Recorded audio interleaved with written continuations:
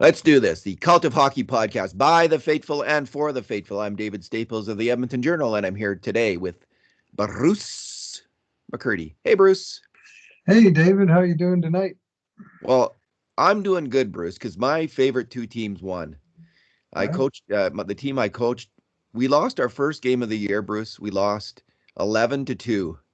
Mm-hmm. It's like 6 weeks ago, and we played that same team tonight, and we beat them 3-2. Ooh, So that was a nice rebound for the players who've been working real hard. So revenge is sweet, eh? yeah, yeah, it's we've been having a fairly Yep. tough year, but It's always nice to beat a team that's that tough to you and previously in yeah, any sport. yeah, It's it's always nice to nice see to your go back. team come together and start to Yeah. play as a team and all that kind of stuff. And then So credit to the players. that neutral zone trap you've been teaching them, maybe, or the left Bruce, wing we block. we are extreme. We just play the full court press. My team, we press, man. We pinch, we press like crazy. It's all out attack all the time. That's how I play hockey, or I coach it. I don't play it like that. But Not your able to. players have more fun that with that than they would with this lockdown, button down systems play. Probably. The girls seem to like it. All right. The Oilers also won 5-2 over Pittsburgh. And Bruce, you now I know that you've had though. Well, as I've had a pretty good night. You've had kind of a hell of a night. You had a cat issue, and then we had a computer glitch issue. I'll just briefly say the computer glitch issue. Like we were doing the scoring chance data, and suddenly the computer ate all of our data, and it wasn't there for 10 minutes until we figured out how to restore it. So we were I was we were both pretty upset. But Mhm. you have had a bigger upset tonight. What happened? Yeah, well, my cat, um, she had a abscess that burst in her face, and it was an awful mess. And she was behaving a little bit weirdly, and then all of a sudden, like midway in the second period, I noticed this issue that she had, and I consulted my son, who's a cat whisperer, and he said we need to get her to the vet pronto. So we got her to the vet pronto, and they put her under and did a cleanup and um, general maintenance on the kitty, and put a cone on her, and now she's home and sort of getting over being KO'd by the anesthetic.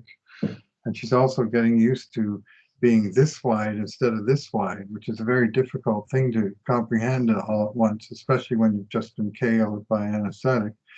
So she's kind of all over the place. So I'm glancing over here periodically, but uh, fair to say that that distracted me from the job at hand of paying full attention to the game. But I did take in, like we came home in between times and we went and got her just at the end of the game, and I have caught up and watched it on videotape and very happy with that. I'm very surprised, David, frankly. I thought this was a game the Oilers were going to get beat. I thought Pittsburgh was motivated. They just lost a tough game in Calgary. The coach cracked down on them.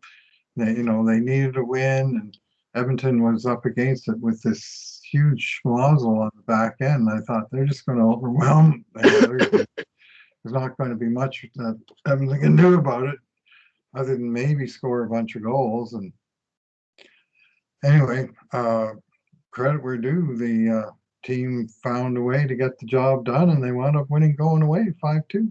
A highly tactical game, and you're right, a game the Oilers definitely would have lost any other year, but this year. This is a team that's capable of playing tactical hockey.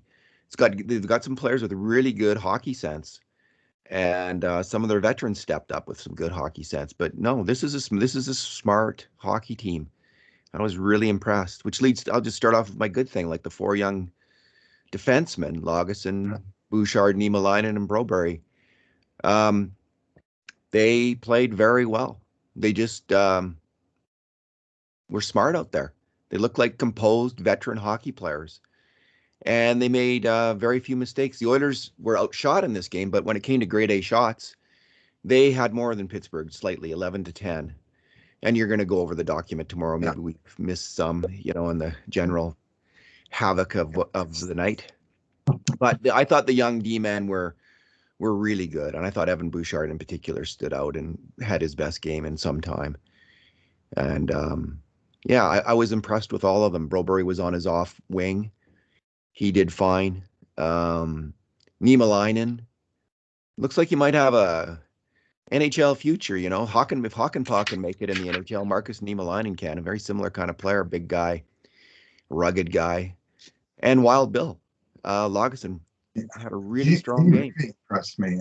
I was very pleasantly surprised with Lagesson's game. Yeah.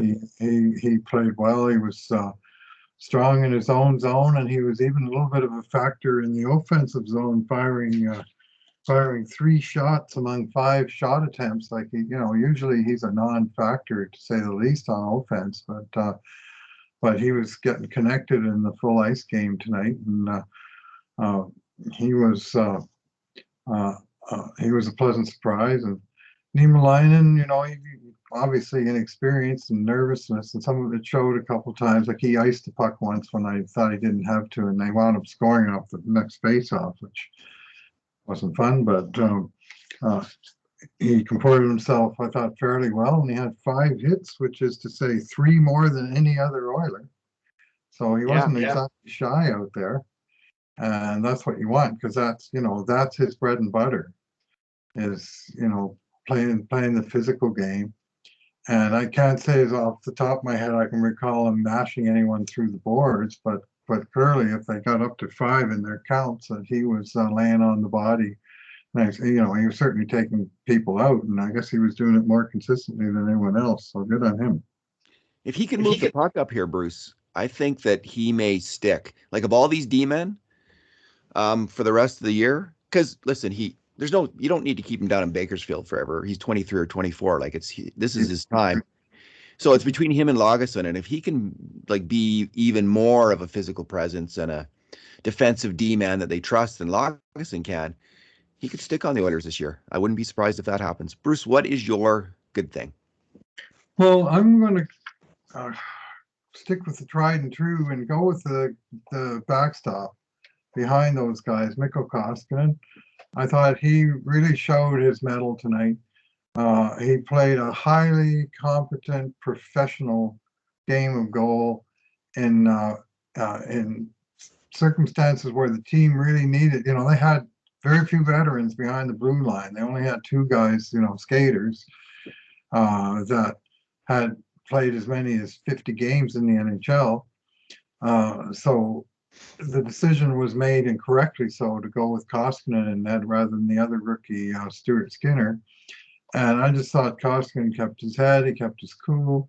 He made a number of really good saves, and he was the cause of like 0 problems. It was like there was no gift goals, there was no bad turnovers from Mikko. I didn't see any ugly rebounds that I thought should have been better. I just thought he was rock solid, and that's what they needed. And you better believe those young kids playing in front of him appreciated that as well.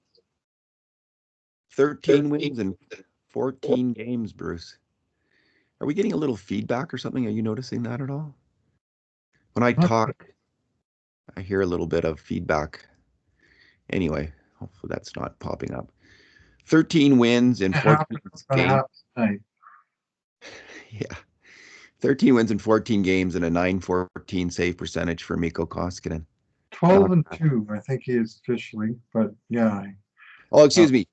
12 wins in 13 games. I was mixing up game starts and games played. So 12 wins in 13 games. He's lost 2 starts. Yeah. Right. And he got 1 win in relief when Smith got hurt. And then he's since been in the games he started. He had the poor outing in Winnipeg, and what the heck even was the other loss? I mean, he was to Philly. He lost to Philly. But that's it. 12-2. My other good thing, Bruce, I heard that feedback again just there. My other good thing, maybe it's the mic here. I'm just going to see what mic am I on. Yeti microphone. All right. My other good thing is Evan Bouchard's goal. Mm-hmm. What a play by those 3 players charging up the ice. 4-on-4 situation. Yeah. And Draisaitl kicks it off. I think it was a backhand stretch pass. diagonal up the ice to catch McDavid on the fly. What a treat it is to watch Leon Draisaitl play hockey. He is such a fantastic player. Man, if I could make one backhand pass like that in my life. Yeah, he makes about one a period, eh? At least one a So, game. such an I think he was kind of not his best night tonight, but he still it was that sweet pass, and there was a couple others. One that went right through Hyman's for a tap in. I thought it was anyway. Carry on. And then McDavid's pass, which somehow got through the defender. I don't know how he did it. Like it just seemed to slice right through him, but right on to Bouchard's stick, and it was kind of a croquet shot into the net, just to tap in. Yeah. And but he was there to put it in. Just a beautiful goal.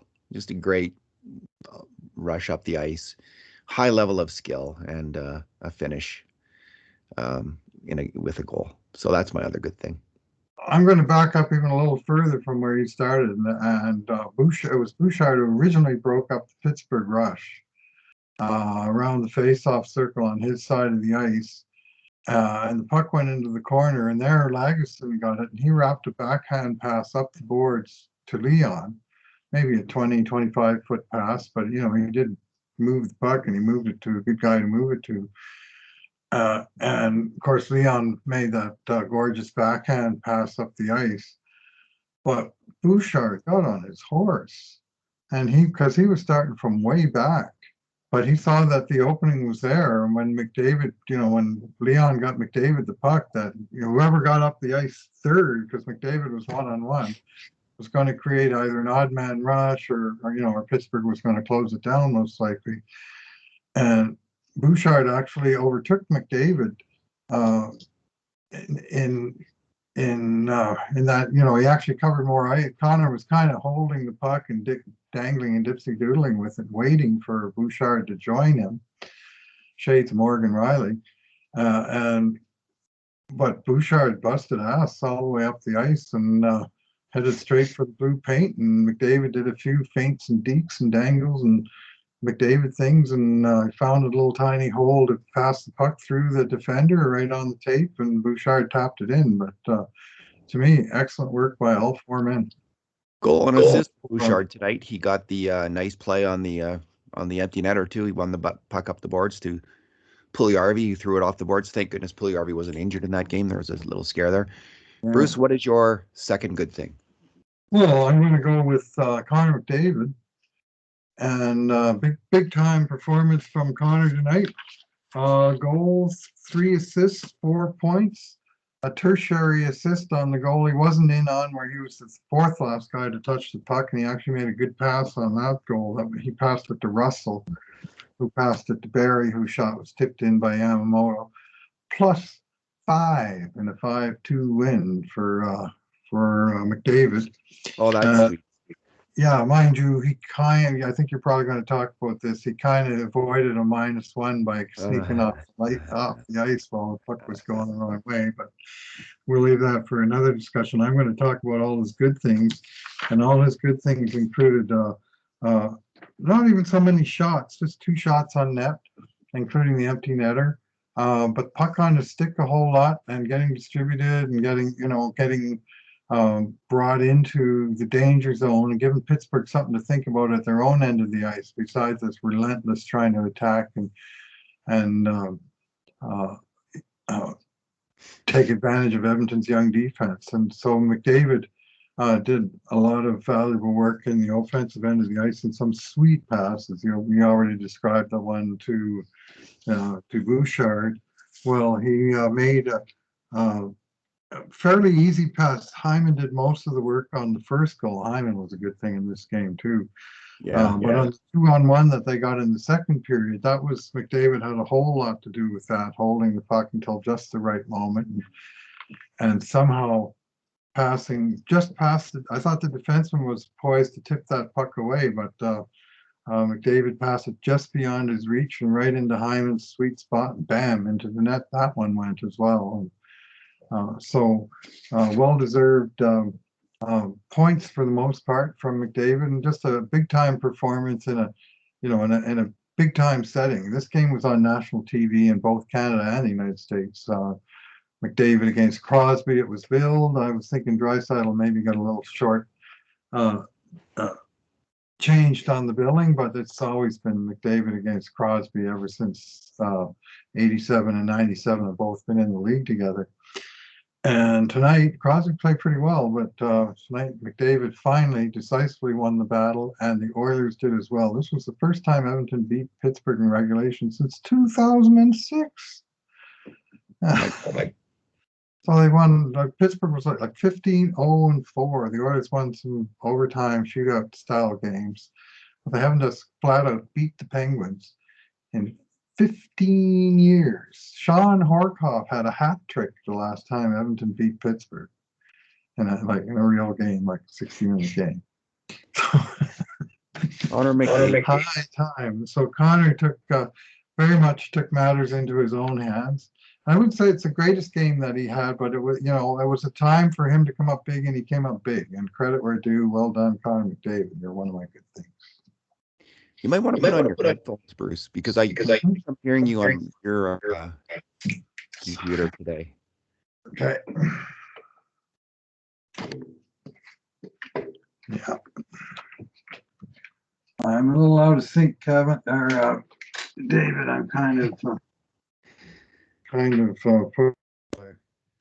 everything that happened with my poor kitty. Is that any better? I got the real microphone. All right. Yeah. I'll just do this anyway, just for old lang syne. Yeah. Won't get much feedback. So, yeah, I was hearing it at my end. I don't know if the people will hear it or not. I hope, if you do, our apologies. We are the technical geniuses of the century, but we do get a few things wrong now and then. Yeah. All right. McDavid's just 1 point behind Draisaitl in the scoring race now, 41-40. Yeah, he made up a lot of ground tonight, 4-1. Yeah. Okay, bad things. My bad thing. Okay, the second Pittsburgh goal. Oh, the old bad line change, Bruce. The old bad line change. And this is a little bit on Hyman, obviously. The puck, Barry makes a nice stretch pass to Hyman. And Hyman's got to get it in deep, and instead it goes off his stick or his skate, and it kind of bounces into the Pittsburgh end. But just as this is happening, McDavid and Kassian are switching off, and I do believe there was time for them to read this play and not switch off until they were certain that it was in deep. And, they did. It's just one of those things. It happens to hockey players. Every hockey player who's ever played the game, this happens. You switch off at the wrong moment, and it causes trouble for your team. In this case, it caused a very dangerous and deadly 3-on-2 Pittsburgh rush. They're a very interesting team. They work really hard on defense, and they're quite clinical on offense, moving the puck around very smartly. I like the way the Pittsburgh Penguins play hockey. And they move the puck around, in this case, just really smartly. Their spacing is great. Their timing is great. They make a lot of cross-ice passes, cross-seam passes, slice the other team up that way, and that's what happened on this goal. But really, it was on Hyman's fumble and then McDavid and Kassian switching off, and yeah, they deserve the minus on that play. But McLeod and whoever else came on the ice got it. There you go. I mean, the 3-on-2 that Pittsburgh had, they knew they had a lot of time, and they used that time to set up the shot they wanted to set up. But yeah, it wasn't like your standard 3-on-2 rush where there's a hard busting forward coming back to, try and pick up the trailer. There was no one within a zone of them when they crossed the line, and they had plenty of time to choose their shot and make it. Yeah, they did. Yeah, that's it, isn't it? No back pressure, so you can do what you need to do there. So no blame from me on the defenseman or the goalie. On that one. It was all on the forwards. Your bad thing. Yeah, I'm a little bit disappointed in Ryan McLeod's game tonight, and I just thought he was just not super engaged in it. Like, he had no shot attempts, no hits. He had one block shot. He got 25% on the face-off dot. Shots on net while he was on the ice, Ryan McLeod, and that was in 12 minutes, basically. 1-4-10 against. Like the play was just in Edmonton's zone and that line. They had one long shift in their own end where they couldn't get off for like 2.5 minutes, and it was just they weren't. I mean, at a certain point, lactic acid took over, but they just weren't winning the battles and making the smart plays to get the puck out of there when they did have legs, and then they were chasing, and eventually at the very end, Pittsburgh got a very dangerous shot on net, but. It's it wasn't his best game, and he's just going to need to be better. Yeah, we had him with not one major contribution to a grade A shot for two major mistakes on grade A shots against. So that's not a good night for a center. Right. He didn't Uh, royally stink, but he yeah. had I would call it a weak game. Was he out against Crosby now and then? I thought I saw that matchup and You did on tough that one. long shift because Pittsburgh was rolling the lines over the Uh, boards, and Edmonton wasn't able to make the long change. So there was that, and Crosby got the better of him a couple times in that sequence. all right. Numbers, Bruce. Let's get your number first. Okay, well, I'm going to go with the numbers that intrigue me all day long, and how we got them. How is Dave Tippett and Jim Playfair going to deploy the Edmonton Oilers defense? They got 6 defenders. They got 2 veterans in Russell and Barry. They got one sort of incumbent youngster in Bouchard, and 3 guys that have barely played. And you know what? They basically stuck by the book. Russell played 26:53. Now I'm hearing an echo of myself. Put your headphones on. I'm not hearing it, but Okay. I can't. 26:53 for Russell, 26:28 for Barry. So they were the top pairing, and they played like better part of 27 minutes, of which about 22 were at even strength. Barry played almost 5 minutes on the power play. Russell played almost 4 minutes of the 6 that the Oilers were shorthanded in this game. Then you have Bouchard, who was sort of the incumbent youngster, who played 21:45. And then down from that, you have Bouchard's partner, Lagesson, who's got like 30 games in the NHL, 17 minutes, 6 seconds. Philip Robery playing his 5th NHL game, 13 minutes, 7 seconds. Marcus Niemelainen playing his first NHL game, 10 minutes, 19 seconds. So they found a way to basically assign ice time from most experienced to least, and they were able to shelter. I thought especially Brobery and Niemelainen, they only played 13 and 10 minutes. They were the third pairing, and their choice of how they put the defense together. And going with the 2 veterans on the top pair, I thought, maybe you're going to have a veteran youngster, and then a third pair of just youngsters. But the way they did it, I don't think you can argue with it. It worked. So credit to coaching staff and credit to those defenders. And I think, in addition to the 4 you named earlier, big hats off to Chris Russell and Tyson Barrie, who were in very difficult circumstances. I mean, not only did they get more minutes, but they got a lot of tough minutes against quality of opponents that they don't usually have to face. And they faced them and they outscored them. Russell was +3 in this game, Barrie +2. And they were on for 1 goal against, but I think 3-4 at 5-on-5, and then I'm sure the empty net goal, Russell was out there as well. Caroline Cowboy, big game. Had a big game. He did, yeah. They honored him before the game. It's first, I think, in all his time here, 6 years here. He's finally getting some love from, on that sort of a official basis with that shot blocking thing. They gave him a belt buckle and a cowboy hat, and they gave his kids hockey sweaters. No, nothing like, I didn't give him like a new Cadillac or anything, but they did honor him, and I thought rightly so. Sometimes these blood and guts grinders, get zero credit. And Russell's, to me, the kind of guy that, he's happy under the radar. He's not a guy, he's never made waves the entire time that he's been here. Bruce, I think the faithful have always given him credit. I think a high percentage of people watching this podcast right now have always seen Chris Russell's merit. I mean, if if you watch this podcast regularly, I think you'd be irritated by us just enough to stop watching it, because we actually do see Russell's merit, and we talk about it quite a bit here. So I'm guessing people who have stuck with us all these years listening to this podcast are a lot of Chris Russell fans out there. But they had bad Corsi tonight, David. So there's that. And There's you know, that. there is something to that, but there's also you know, as you said, Pittsburgh got a lot of outside shots in this game, and not too many slot shots, and they're these guys, you know, paying above their, you know, I was going to say above their pay grade, because that's kind of a cliche, but certainly above their usual spot in the pecking order. And normally they would be a third pairing when they play together. Tonight they were the first, and they played a ton of minutes. So credit to them.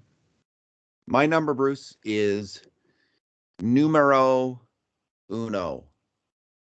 Number one. The Oilers are the number one team in the NHL when it comes to points percentage. In 21 games, they have 16 wins and 5 losses for a 32 points and a 762 points percentage, which is just ahead of Florida at 750, Carolina at 738, New York 738, Toronto 729. Bruce, the Oilers are the best team in the NHL at the quarter post. That's a pretty sweet thing to say. That's a pretty big moment for this franchise.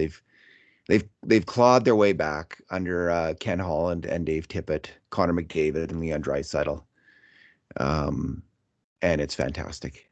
It's just it's a joy to watch. Like they're winning games like this game that they would every other year they would have lost.